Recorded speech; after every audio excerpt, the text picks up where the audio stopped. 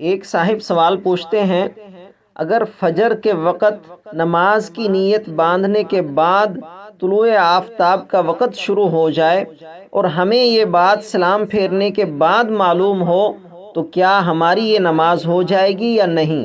اس کا جواب یہ ہے، اگر فجر کی نماز کے دوران سورج نکل آئے تو نماز فاسد ہو جائے گی۔ اشراق کا وقت ہونے پر دوبارہ پڑھی جائے گی۔ جب سورج کی زردی ختم ہو جائے اور دھوپ صاف اور سفید ہو جائے تو اشراق کا وقت ہو جاتا ہے۔ افق میں سورج کا پہلا کنارہ نمودار ہونے سے طلوع کا وقت شروع ہو جاتا ہے۔ اسی طرح کا ایک اور سوال ہے، ہماری مسجد میں اکثر اشراق کی نماز پر جھگڑا ہوتا ہے۔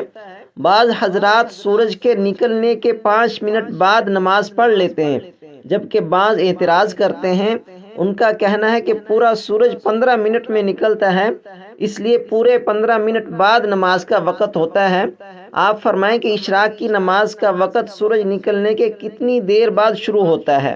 اس کا جواب یہ ہے کہ سورج نکلنے کے بعد جب تک دھوپ زرد رہے نماز مکروہ ہے، اور دھوپ کی زردی کا وقت مختلف موسموں میں کم و بیش ہوتا رہتا ہے۔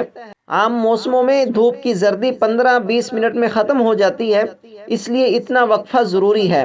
جو لوگ 5 منٹ بعد نماز شروع کر دیتے ہیں وہ غلط کرتے ہیں۔